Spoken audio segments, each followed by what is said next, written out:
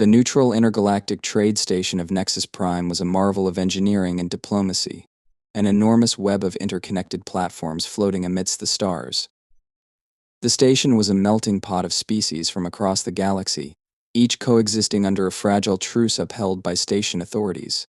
Markets buzzed with alien traders hawking wares from exotic worlds, and travelers from countless star systems mingled in the station's sprawling entertainment district. Marcus and Sarah were among the few humans who called Nexus Prime home. Marcus had chosen the station for its neutrality, its bustling diversity, and the anonymity it afforded. To him, it was the perfect place to leave behind his violent past and start fresh. Sarah, his wife, loved the energy of the station, the sense of possibility it radiated. Together, they had built a quiet life, far removed from the turmoil Marcus had endured in his years as an elite assassin. That day, the couple was enjoying a peaceful afternoon at their favorite cafe, a small but cozy establishment nestled in the heart of the trade district. The cafe was owned by an elderly Chilothian, a spider-like alien who brewed a mean cup of Kessa, a warm, spiced beverage beloved across the galaxy. Marcus sipped his drink in silence, content in the moment. Sarah, ever the conversationalist, was chatting animatedly with their server, a young Zorvian with bright, iridescent skin. The tranquility of the moment shattered when a group of Kagar lumbered into the cafe. The Kagar were a brutish, reptilian species, known for their aggressive demeanor and their propensity to solve disputes with violence. These individuals were no exception. Their leader, a massive, scarred Kagar with jagged teeth and crimson scales, scanned the cafe with a predatory gaze. His companions, slightly smaller but no less intimidating, flanked him like a pack of wolves. The leader's eyes landed on Marcus and Sarah, and his lip curled into a sneer. "Humans," he growled, his voice a low rumble that silenced the room. "What a pathetic species, always sticking their noses where they don't belong." Marcus tensed but didn't react outwardly. He had encountered Kagar before, during his time in Earth's Black Ops division. They were a formidable foe, brutal in combat, but they had one glaring weakness: their overconfidence. Marcus had exploited it countless times to deadly effect. Now, he sat still, hoping the Kagar would lose interest and move on. The leader, however, seemed determined to provoke a response. He lumbered over to their table, his heavy footsteps reverberating through the floor. "Enjoying your little drinks?" he sneered, leaning down so that his reptilian face was inches from Marcus's. "Do you even understand the complexities of what you're drinking? Or do humans just guzzle whatever they're handed like the primitive creatures you are?" Sarah's hand tightened on Marcus's under the table.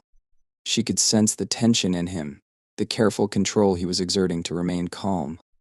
She knew about his past, of course he had told her everything before they married. But she also knew how hard he had worked to leave that life behind. She gave his hand a reassuring squeeze, silently pleading with him to let it go.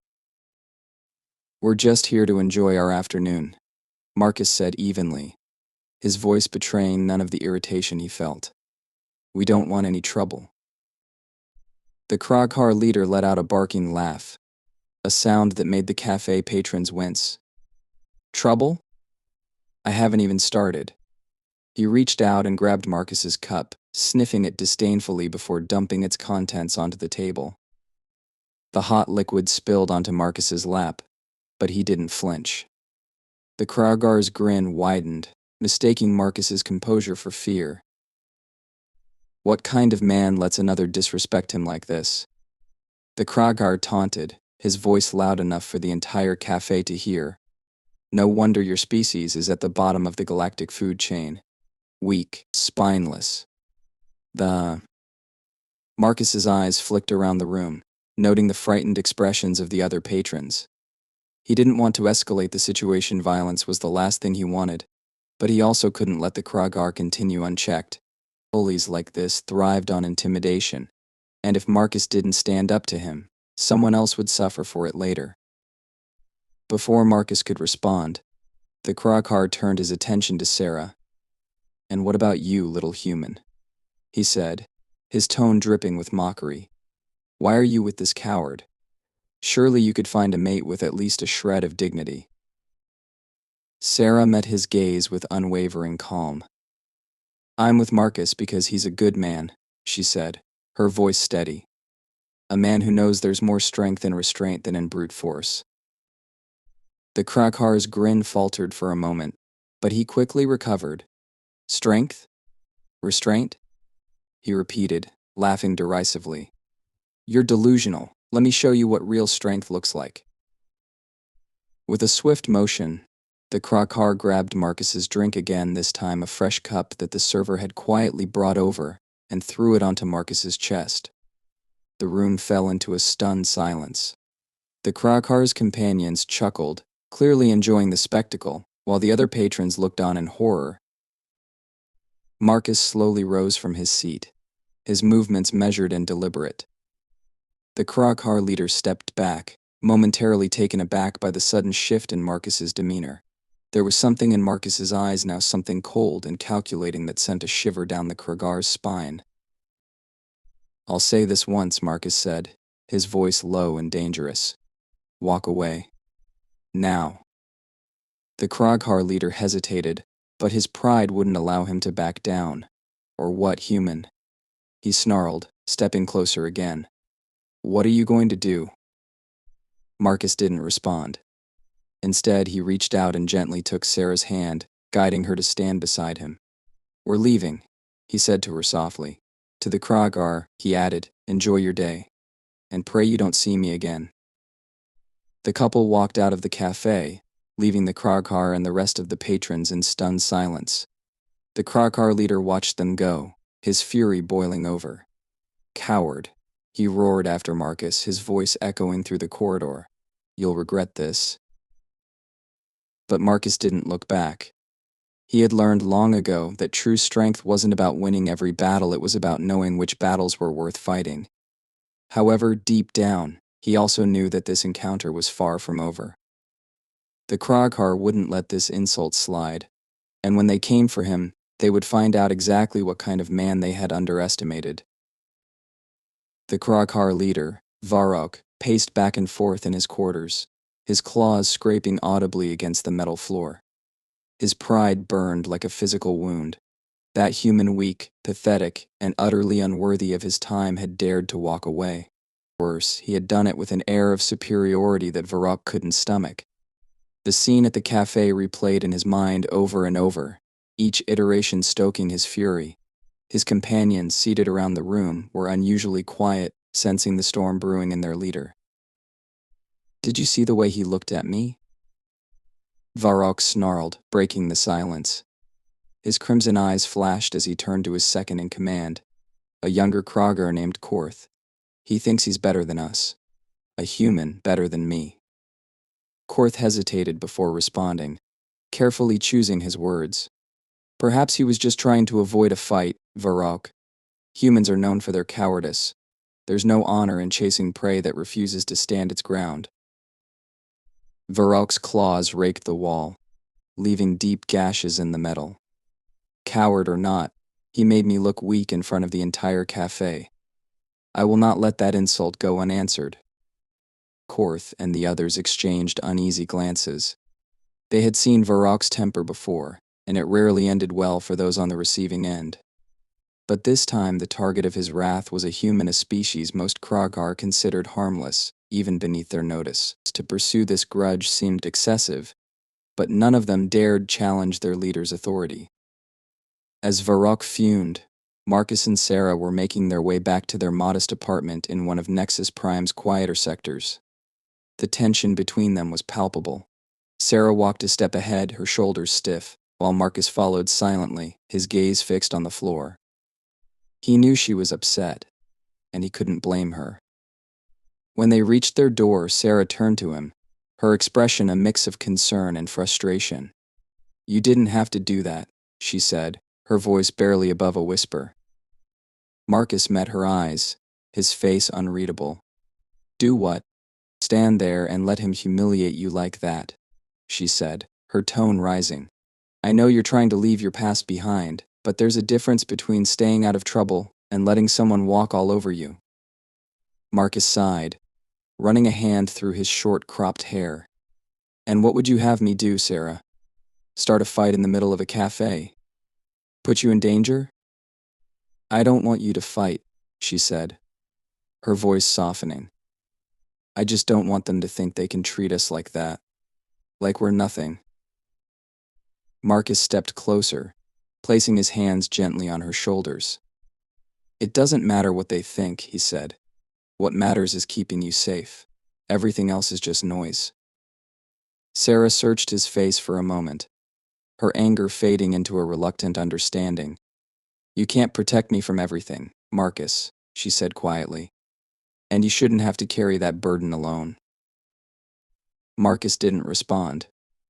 Instead, he pulled her into a hug, holding her close.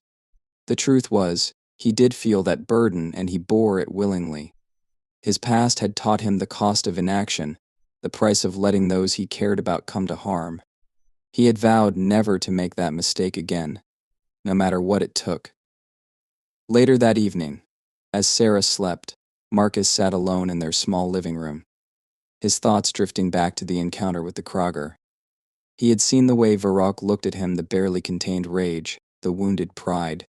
He knew the type well. Varrock wouldn't let this go. The Kagar would come for him, sooner or later, and when they did, Marcus needed to be ready. He opened a hidden compartment in the wall, revealing a small arsenal of weapons and tools from his days as an assassin. Most of the equipment was outdated by modern standards, but it was reliable, familiar. He checked each item with practiced efficiency, his hands moving almost automatically. A knife here, a compact energy pistol there, tools of a trade he had hoped to leave behind. As he worked, memories surfaced unbidden. Missions in hostile territories, deadly encounters with alien mercenaries, the weight of lives taken and lost. He had been a weapon, honed to perfection, and for years he had believed that was all he would ever be. Meeting Sarah had changed that. She had shown him a different path, a way to live beyond the shadows. But shadows had a way of creeping back in, no matter how far you tried to run. The following day, Marcus and Sarah tried to go about their routine as usual. They visited the markets, picked up supplies, and exchanged pleasantries with their neighbors. But Marcus's senses were on high alert, scanning every face, every movement, for signs of trouble. He spotted a few Kagar in the crowd, but none of them were Varrock or his cronies. Still, he couldn't shake the feeling that he was being watched. His instincts proved correct later that evening, when a loud crash echoed through their apartment. Marcus was on his feet in an instant, his weapon drawn. Sarah emerged from the bedroom, her face pale. "What was that?" she whispered. "Stay here," Marcus said, his voice firm. He moved silently toward the source of the noise, his training kicking in. As he approached the door, he heard heavy footsteps outside, accompanied by low, guttural voices. "Kagar." Marcus's heart pounded, not with fear but with a cold, controlled adrenaline. He had been in worse situations before. The key was to stay calm, to think 2 steps ahead. He motioned for Sarah to hide, then positioned himself near the door, his weapon ready. The door burst open, and Varrock entered, flanked by 2 of his companions. The Kagar leader looked around the apartment, his gaze landing on Marcus. "There you are," he said, a cruel smile spreading across his face. "I told you you'd regret crossing me."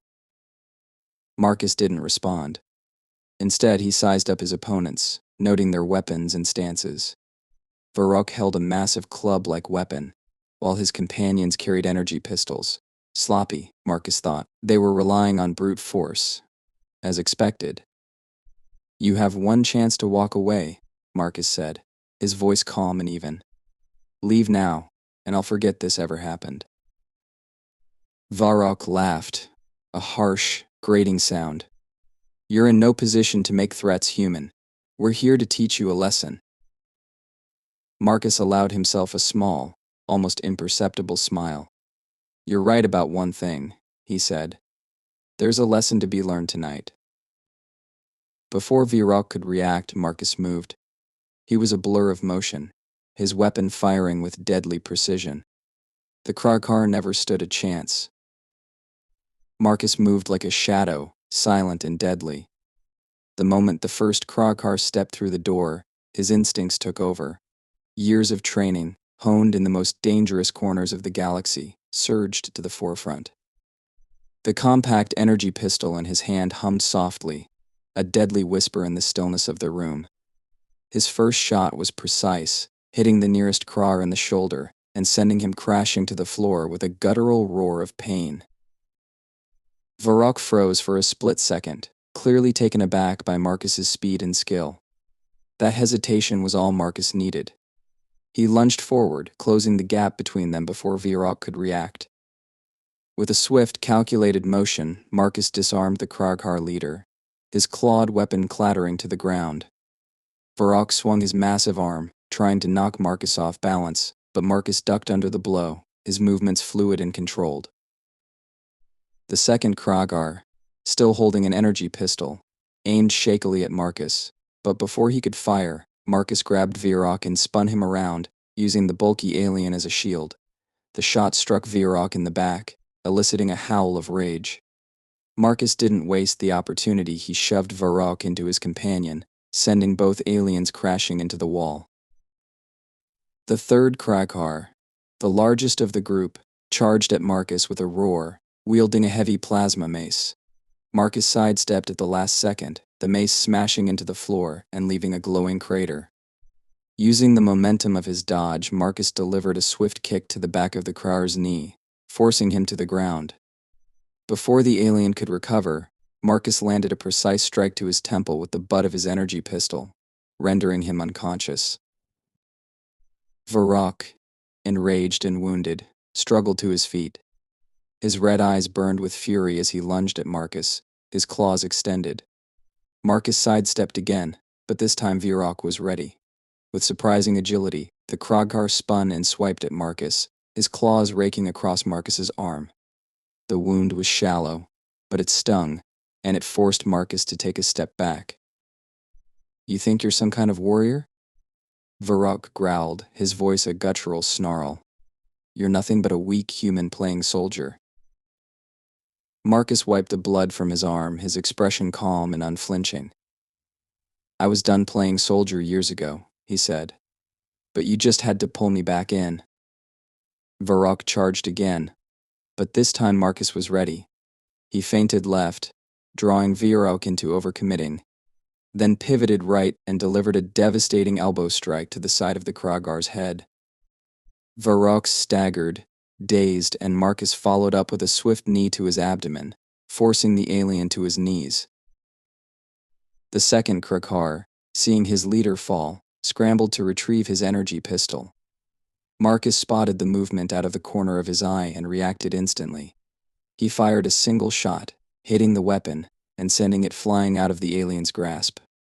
The Kagar froze, his hands raised in surrender, his confidence shattered. Varrock, panting heavily, glared up at Marcus.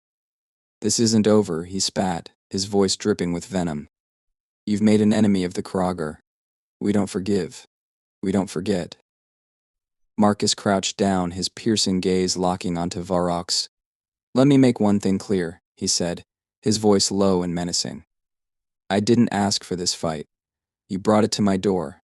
But if you or anyone else comes after me or my wife again, I will end you. Do you understand?" Varrock's eyes burned with rage, but he said nothing. Marcus stood, his imposing presence leaving no room for doubt. The fight was over, and everyone in the room knew it. "Get out," Marcus said, his voice cold and final. "And take your friends with you." Varrock and the other Kagar stumbled out of the apartment, battered and humiliated. Marcus watched them go, his expression unreadable, until the sound of their footsteps faded into the distance. Only then did he lower his weapon, his body relaxing slightly as the adrenaline began to ebb. Sarah emerged from her hiding place, her face pale but determined. "Are you okay?" she asked, her voice trembling. Marcus turned to her, his expression softening. "I'm fine," he said. "It's just a scratch." She stepped closer, her eyes scanning him for injuries. "You didn't have to face them alone," she said. "I could have." "No," Marcus interrupted gently. "I had to. They weren't just here for me, Sarah. They were here to send a message. To intimidate us. If I didn't stand up to them, they would have kept coming." Sarah nodded, though her worry was evident. "But now they know who you are," she said. "They'll come back, won't they?" Marcus sighed, his gaze distant. "They might. But if they do, they'll think twice before underestimating us again."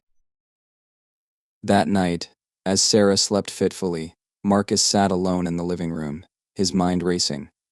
The fight had been a reminder of the life he had left behind, a life he thought he could escape.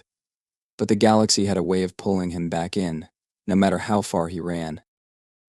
He stared at the energy pistol in his hand, its cold metal a stark contrast to the warmth he had found with Sarah. He didn't want to be a weapon anymore, but for her sake he would become one if he had to. As he sat in the darkness, a new resolve began to take shape. He would protect their life together, no matter the cost. And if the Kagar or anyone else tried to threaten that, they would learn the hard way what it meant to cross Marcus, a man who had been forged in the fires of war, and who would stop at nothing to keep his loved ones safe. For now, the battle was won.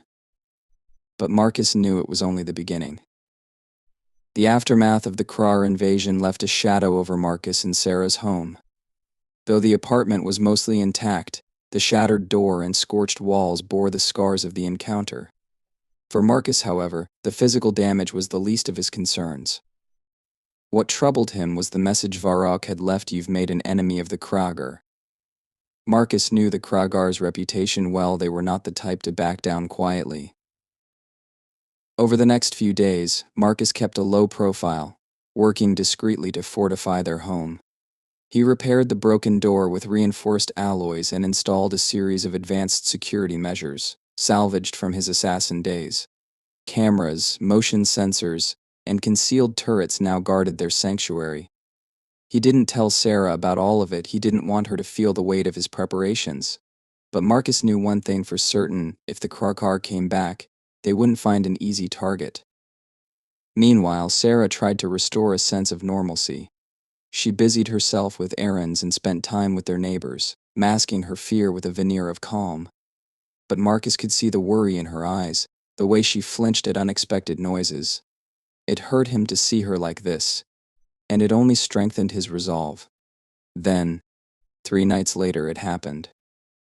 Marcus was sitting in the living room, reviewing the surveillance feeds, when an alert flashed across the screen. One of the exterior sensors had detected movement in the corridor outside their apartment. Marcus zoomed in, his heart sinking as the grainy image revealed a group of Kagar warriors. There were at least 6 of them, heavily armed and moving with purpose. Varrock was at the front, his scarred face twisted into a cruel smile. "They're here," Marcus murmured, his voice calm despite the storm brewing inside him. He moved quickly, waking Sarah and guiding her to the reinforced safe room he had secretly constructed behind the bedroom wall. She protested, but Marcus silenced her with a firm look. "Stay here," he said, his voice steady. "No matter what you hear, don't come out until I tell you it's safe." "Marcus."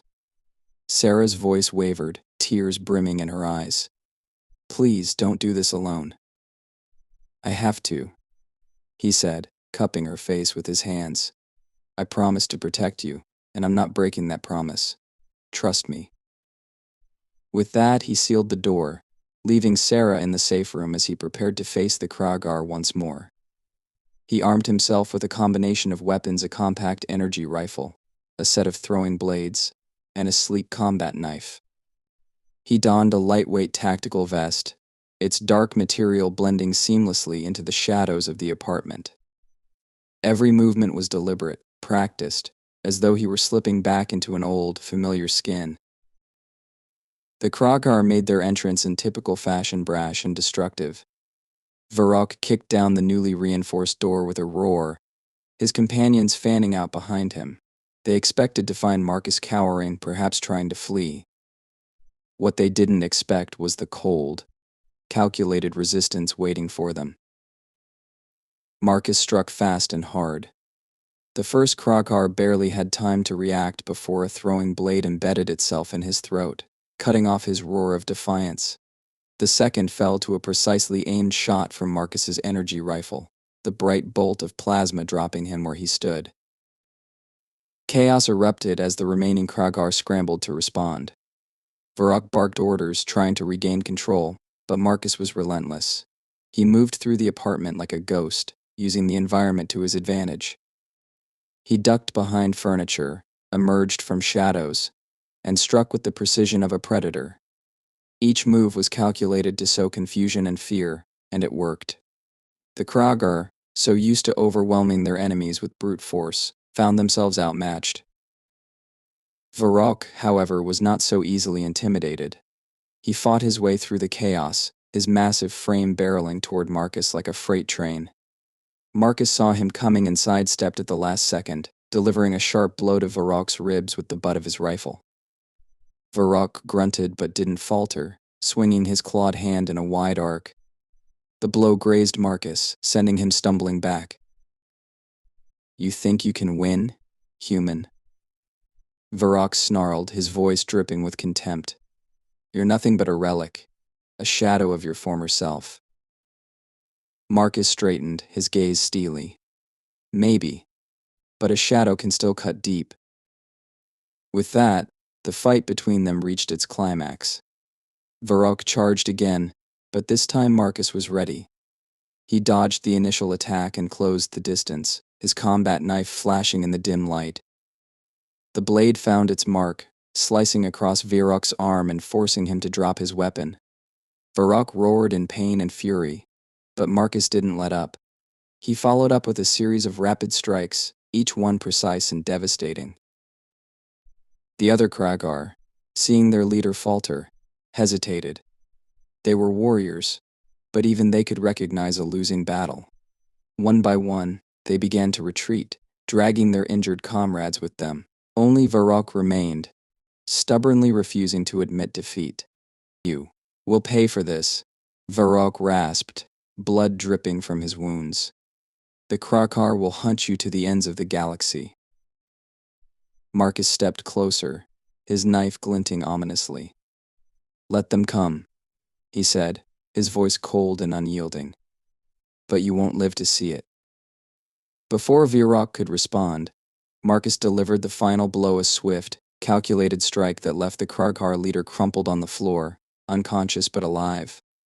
Marcus stood over him for a moment, his breathing steady, before turning away. The fight was over. When he returned to the safe room, Sarah rushed to him, tears streaming down her face. She clung to him, her relief palpable. "I thought I'd lost you," she whispered. "You never will," Marcus said, holding her close. "Not as long as I'm breathing." In the days that followed, word of the confrontation spread throughout Nexus Prime. The Kagar, humiliated and leaderless, withdrew from the station, their reputation tarnished. Marcus and Sarah, though shaken, found solace in the knowledge that they had stood their ground and prevailed. For Marcus, the fight had been a stark reminder of the life he had tried to leave behind. But it also reaffirmed his purpose. He wasn't just a shadow of his former self, he was a man willing to do whatever it took to protect the people he loved. And in the quiet moments that followed, as he held Sarah in his arms, he realized that was enough.